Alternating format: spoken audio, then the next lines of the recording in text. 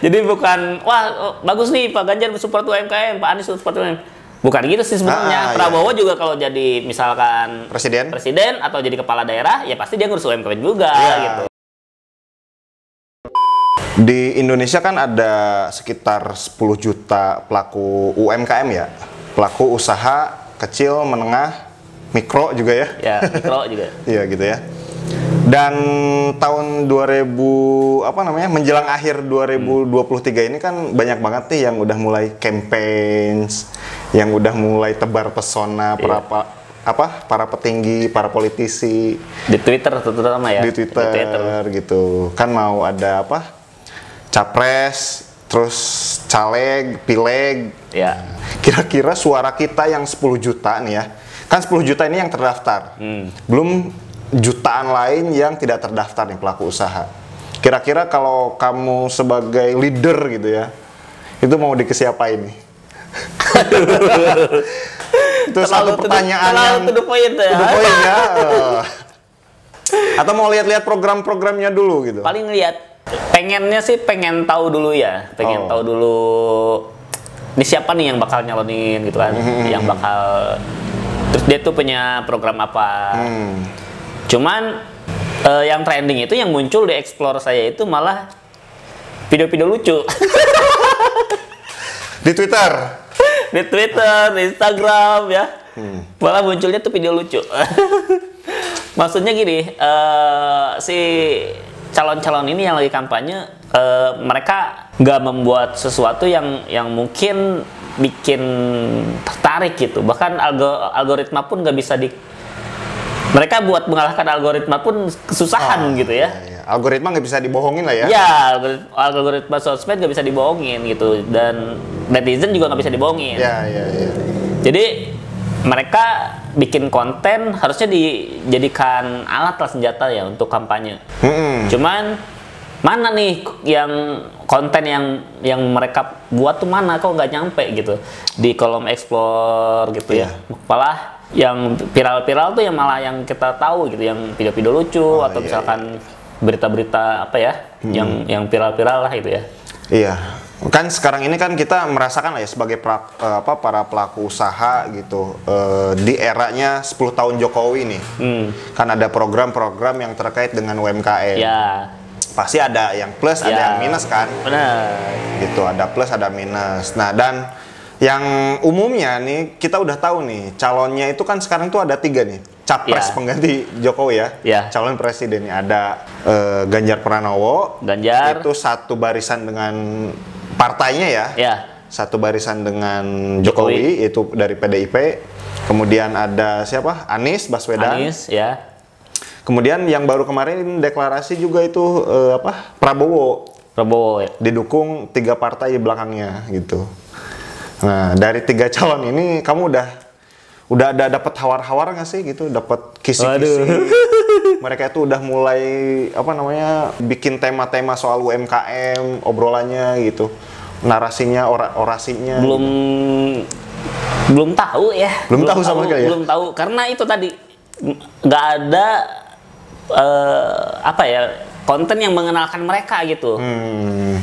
Nggak ada gitu, nggak nyampe gitu. Khususnya buat UMKM ya? Nyampe, khususnya UMKM 10 juta, tapi itu kan yang terdaftar aja.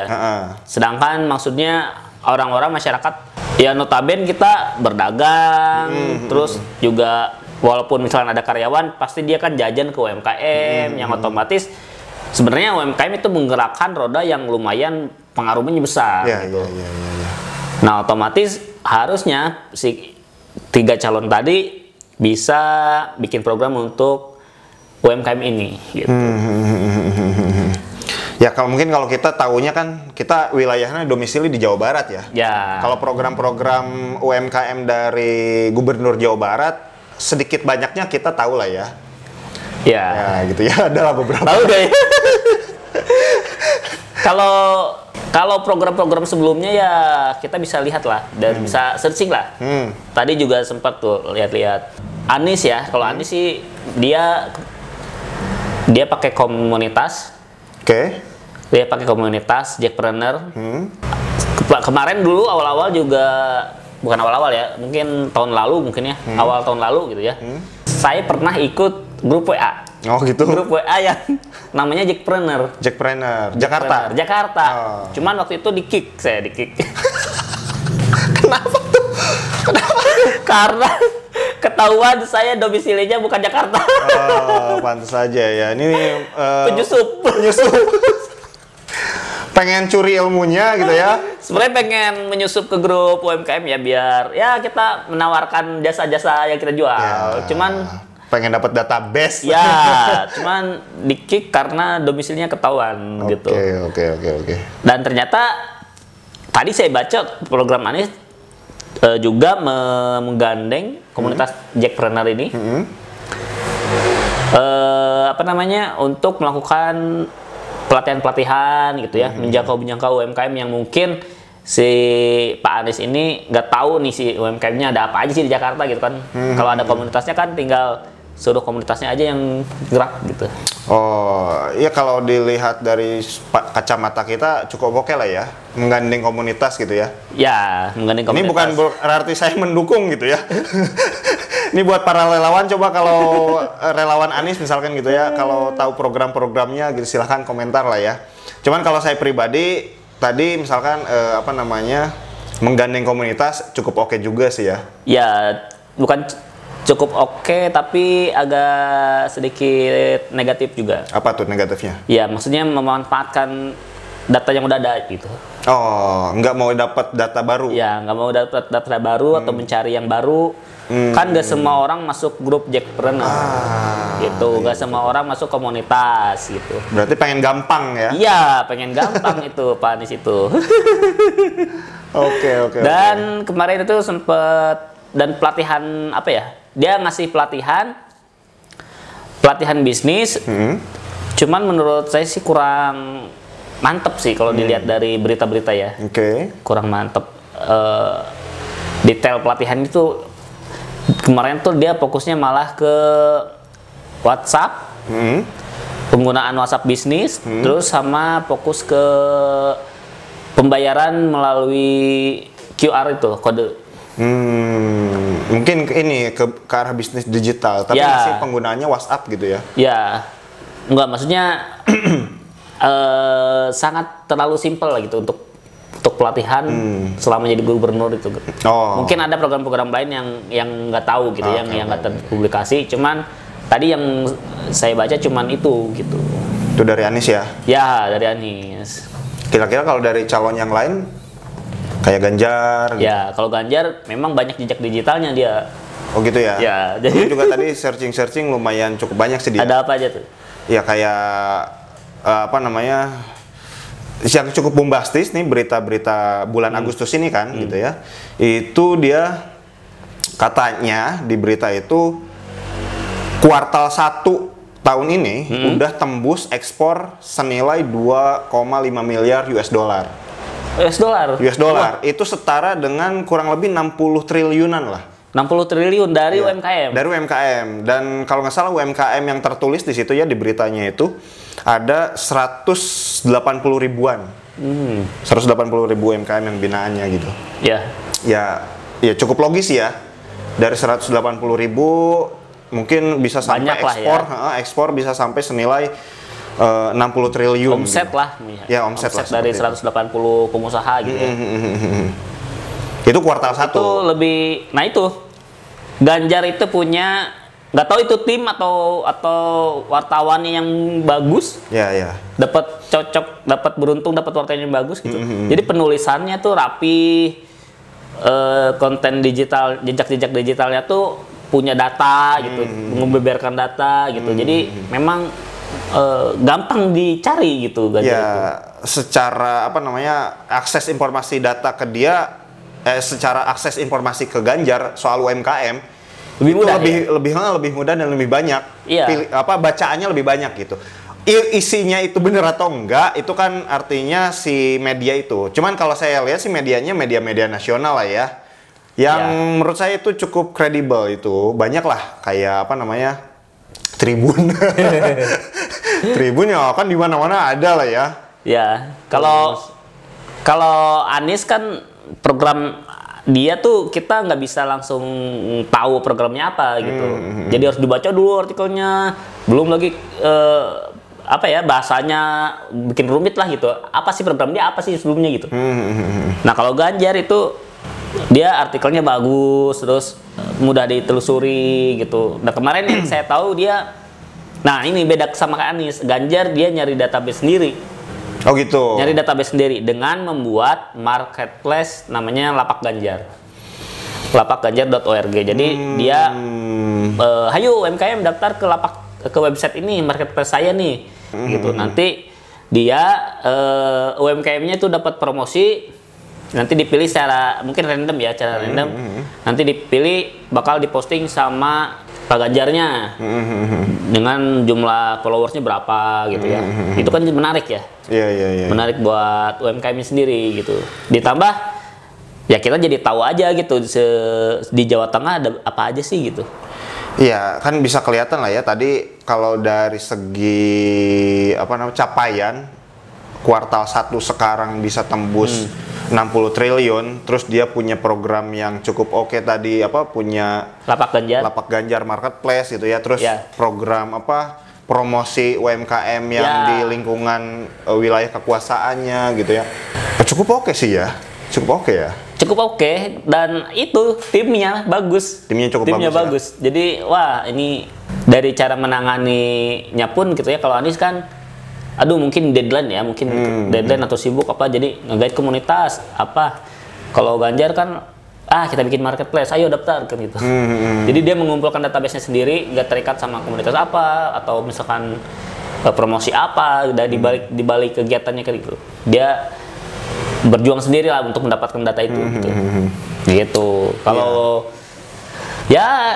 kalau dari penglihatan saya begitu. Iya. Ya itu Ganjar lah ya. Nah, coba kita obrolin yang satu lagi, ini Pak Prabowo nih, Menhan kita. Pak Prabowo nggak tahu ya dia yang saya baca sih memang Pak Prabowo ini kalau UMKM itu baru sebatas lebih ke gagasan. Kalau UMKM harus ditingkatkan, UMKM harus dibantu gitu. Karena wilayah kerja dia bukan di situ saat ini gitu kan. Lebih ke Kementerian Pertahanan, beli-beli alutsista gitu ya. Jadi secara data di internet kita cari gitu ya, secara informasi gitu. Ya tadi hanya baru sedikit dan baru wacana gitu. Iya betul, terkait posisi jabatan sekarang. Nah, kalau Anies Ganjar kan pernah jadi kepala daerah. Kepala daerah yang dia kan kepala daerah itu kan ngurusinya banyak sektor ya. Iya. Salah satunya UMKM. Sebenarnya UMKM ini bukan visi misi tapi kewajiban sih. Jadi bukan bagus nih Pak Ganjar support UMKM, Pak Anies support UMKM. Bukan gitu sih sebenarnya. Prabowo juga kalau jadi misalkan presiden atau jadi kepala daerah, ya pasti dia ngurus UMKM juga gitu. Cuman caranya ini yang harus kita lihat caranya gitu. Betul.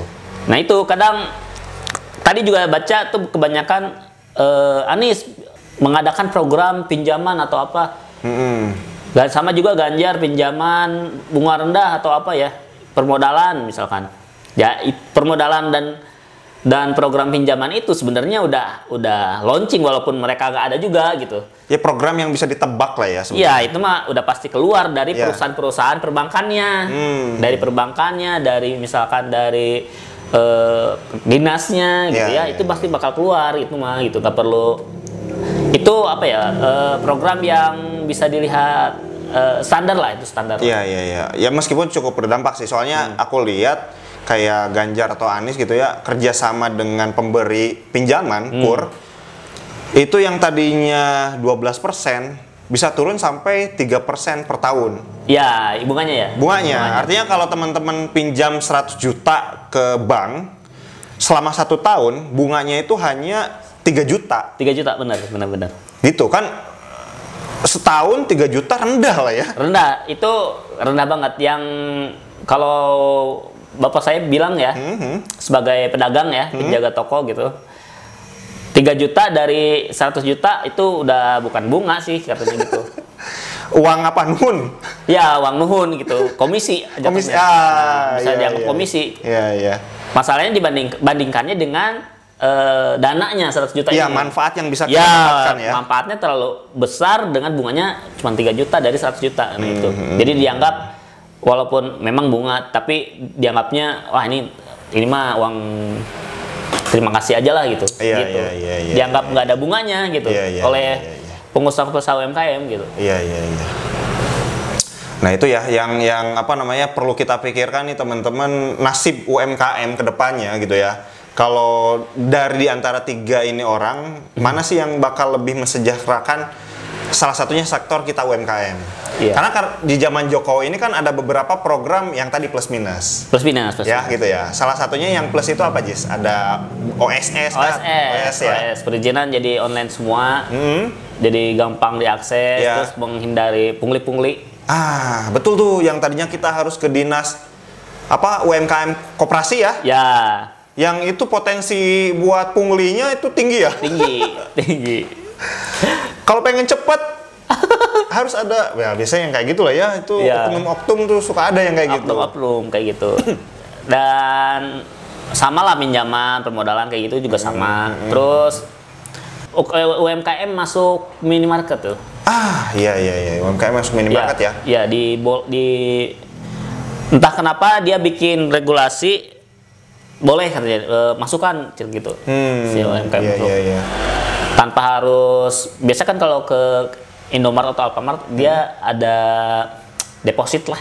Istilahnya deposit, terus minimum dia kita supply barang. Kalau ini nggak ada gitu. Mau punya 5 pieces pun bisa masuk. Ya, karena bersifat kolektif bersama dinas. Bersama dinas. Ya, kolektif. Jadi diatur oleh dinas UMKM. Langsung dia kerjasama dengan minimarket ya di daerahnya juga gitu. Ya, ibaratnya raknya itu rak khusus UMKM ya. Bisa macam-macam produk di situ. Iya, dan tiap daerah isi raknya beda-beda gitu bang. Iya. Jadinya menarik aja gitu. Iya, memang sih yang saya lihat selama Jokowi nih ya, yang positifnya nih ya, itu di infrastruktur sama salah satunya UMKM sih. Cukup lumayan oke sih di UMKM selain infrastrukturnya gitu ya. Iya. Secara ide bagus. Cuman ketika di lapangan prakteknya itu banyak bug-bug atau error-error yang itu menyusahkan sebenarnya. Kayak misalkan OSS ya. Iya. Itu banyak yang kesusahan buat nyetaknya atau tampilan webnya suka hilang-hilangan gitu. Itu paling. Jadi di sektor di prakteknya, di lapangannya, entah itu memang prakteknya terus pengawasannya gitu ya, itu lemah sekali pemerintahan kita gitu. Atau contoh misalkan kita mendaftarkan merek misalkan. Itu ada di dinas kolektif. Mau merek, mau halal, mau izin edar. Itu ada dan gratis ditanggung oleh dinas lah. Cuman itu kadang prosesnya lama gitu. Itu yang bikin geram sebenarnya. Secara ide bagus, cuman prakteknya nih. Iya. Oke, daftar gratis gitu ya. Tapi didaftarnya nanti 6 bulan lagi. Iya gitu. Orang usaha kan perlu secepatnya gitu kan. Iya, betul. Ini langkah-langkah ya tadi sih memang eksekusinya cenderung pegawai pemerintah ini banyak yang agak lelet kalau soal. Nggak semuanya, tapi banyak yang begitu gitu. Yang kita rasakan ya. Yang kita rasakan gitu ya. Dan termasuk yang digitalnya pun gitu ya. Banyak error-errornya kayak gitu. Ya, udah oke gitu. Digitalisasi misalnya oke. Tapi kok masih ngebug gitu kan. Ya, terus banyak hal-hal yang ini udah digital, AI ada gitu ya. Kok masih di digitalnya juga tetap manual gitu. Searchingnya harus manual gitu. Iya. Yang namanya digital itu bank data itu harusnya cepat gitu. Betul. Kok ini masih tetap manual? Termasuk merek itu ya. Iya. Merek itu susah untuk kita mencari apakah nama kita udah dipakai atau belum aja kita kesusahan kalah sama ini sosmed yang bisa ngedetek username. Kalah sama Instagram gitu. Iya. Aduh. Pengaruh berarti apa ya? Bisa disimpulkan politik berpengaruh nggak sama bisnis? Benar. Politik ya sangat berpengaruh sama kehidupan UMKM lah. Berpengaruh ya? Berpengaruh banget. Berpengaruh ya. Jadi kebijakan-kebijakan kita yang tadinya harus manual, pergi ke kantor dinas, bisa jadi online gitu ya. Ada kemudahan sedikit di situ, ada kemudahan gitu setidaknya. Terus kalau misalkan nanti pemimpin kita ini Jokowi lengser diganti sama yang baru, akan lebih baik atau enggak, atau lebih jadi lebih nyusahin misalkan gitu. Pajaknya jadi lebih banyak, itu lebih mahal gitu ya. Pajak UMKM atau pajak apa gitu ya. Yang udah terdaftar nih misalkan UMKM itu harus bayar pajak. Nah itu banyak orang yang takut untuk mempunyai izin usaha karena dia takut dipalak oleh pemerintah. Bikin NPWP kan? Iya. Itu kan saya juga bikin NPWP tuh ngeri awal-awal tuh. Desas wah kalau punya NPWP itu nanti kamu bakal dikejar sama orang pajak gitu kan. Terus harus laporan setiap tahun. Buat kita kan ribet gitu. Ngapain sih kita harus laporan? Lu kan punya datanya gitu. Iya, punya datanya itu. Kan ribet gitu ya. Aneh gitu. Ya gitu. Ya, kita harus menentukan pemimpin yang benar-benar nih ya teman-teman, bisa nggak sih yang lebih simpel gitu? Iya. Hidup itu udah bikin ribet. Yang simpel aja gitu ya. Hidup itu udah ribet, terus jangan dibikin ribet, please. Bikin sistemnya yang simpel gitu. Yang simpel aja. Benar-benar. Ya kalau harus bayar pajak, pajaknya yang ringan gitu ya. Jangan yang segala sektor dipajak, rumah, kendaraan, terus belanjaan gitu ya. Terus semuanya deh kayaknya sekarang pajak. Masalahnya gini, jadi kita dapat pajaknya double. Pertama penghasilan nih. Ya. Kalau UMKM penghasilan. Penghasilan kena pajak. Kita belanja produknya dipajakin juga. Ya, terus kita belanjanya naik kendaraannya bayar pajak. Terus kendaraannya misalkan lewat tol, jalan raya, kena pajak juga gitu. Terus ada pajak tanah, ada pajak bangunan juga. Pajak tanah, bangunan, ya itu. Kenapa nggak satu aja gitu? Ya itu. Jadi ini terlalu banyak ya. Belum lagi kita harus patungan BPJS. Padahal nggak pakai gitu. Ini gimana sih gitu? Please lah, kita usaha gitu ya, biar bisa sejahtera gitu ya. Udah mah penghasilannya kecil, UMKM teh gitu. Ya. Adalah UMKM yang penghasilannya kecil banget kan gitu. Ya. Terus harus dipajak gitu. Ya habis gitu. Sejahteranya kapan gitu kan? Iya betul. Ada namanya yang nilai wajib pajak atau nilai tidak gitu. Nah cuman memang ya susah lah ini mengontrol ini semua gitu kan. Ya. Dalam artian kita penghasilan tidak wajib pajak, tapi belanja dipajakin gitu. Harusnya kan yang tidak wajib pajak ini apakah harus dibebaskan di semua perpajakan atau tidak gitu. Karena kan dari penghasilannya juga kurang gitu. Iya ya. Iya, buat apa ada batasan dia nggak harus bayar pajak? Karena penghasilannya kurang. Karena penghasilannya kurang. Tapi ketika belanja di tempat lain bayar pajak juga, PPN. Udah tahu penghasilannya kecil, dipajak. Ya penghasilannya nggak usah dipajak, tapi kamu harus bayar pajak yang ini, yang ini gitu kan. Ya nggak sejahtera juga sih gitu. Aduh ini pokoknya pemerintahan atau preman sih gitu malakin terus gitu. Gitu harus disensor kayaknya tuh. Gitu ya, mudah-mudahan sih dari 3 orang ini calon kita ya, siapa nih tolong dong komen yang harus jadi pilihan kita nih ya. Ya betul. Barangkali informasi yang ke kita gitu ya, yang nyampe tadi Ganjar kayak gitu, Anies kayak gitu ya, Pak Prabowo kayak gitu. Mungkin ada informasi-informasi rekam jejak mereka yang bagus tuh di sektor UMKM gitu ya, atau di sektor yang lainnya gitu ya. Komen-komen dong gitu. Ya betul. Jadi harusnya dijadikan alat untuk spill kampanye dikit-dikit. Sebelum nanti mungkin ada debat capres ya, yang mungkin itu lebih jelas lagi di situ, pasti trending itu. Cuman ya dari sekarang spill biar kita inilah menentukan pilihan dari sekarang. Iya. Khususnya buat para pelaku usaha ya, yang bisa menguntungkan ke kelompok UMKM lah gitu. Ya betul, karena usaha ini yang namanya bisnis pasti ada aja bentrokan sama peraturan daerah.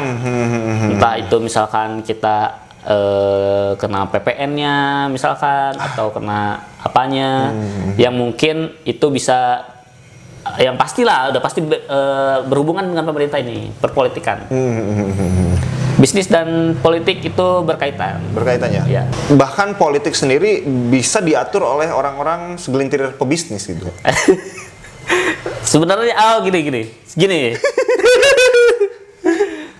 Bisnis sama politik itu, bisnis kadang bentrok sama politik, tapi kadang orang-orang yang berpolitik itu berbisnis juga di dalam politik itu gitu. Iya. Butuh bisnismen juga gitu, butuh sokongan dana gitu kan. Banyak yang pebisnis yang justru masuk politik ya. Jadi gini, yang berbenturan itu pebisnis kecil dengan politik itu benturan, dengan kebijakan publik itu berbenturan. Oh, iya. Tapi ketika sekupnya udah bukan pebisnis kecil, tapi pebisnis besar, elit, itu mereka yang bikin aturan, mempengaruhi gitu ya. Oh iya betul. Gitu. Jadi mungkin nih. Gini. Bisnis kecil itu dihadang oleh peraturan. Ya. Tapi kalau bisnis besar mereka bikin peraturannya sendiri. Bikin peraturannya sendiri karena ya pebisnisnya itu adalah pejabatnya. Opung gitu ya. Opung aduh. Begitu aja. ya tadi kalau udah elit-elit politik kita malah berbisnis ketika mereka menjabat, aturannya malah memihak ke bisnis mereka gitu ya. Kita dijadikan konsumen. Ya, dan yang celakanya ya yang kita yang di bawah. Iya, kita yang di bawah dijadikan konsumen, dipaksa untuk membeli produk dia. Iya. Mereka gampang sekali jualan ya. Iya. Jualan obat misalkan, gampang. Tinggal bikin peraturan ini langsung produk dia laku. Gitu. Jualan kendaraan listrik. Iya. Bahkan sampai disuntik gitu, dana diskon 7 juta. Aduh, ampun. Ya, please kasih tahu kita nih, kita harus milih siapa gitu ya di komentar ini harus biar kami itu para pelaku usaha kecil gitu ya bisa lebih sejahtera nih. Ya. Gitu ya. Kasih kita rekomendasi yang mana kira-kira. Gimana Jess? Udah punya pilihan? Ya. Sampai hari ini lu udah punya pilihan belum? Belum. Belum ya. Belum. Sama saya juga belum nih.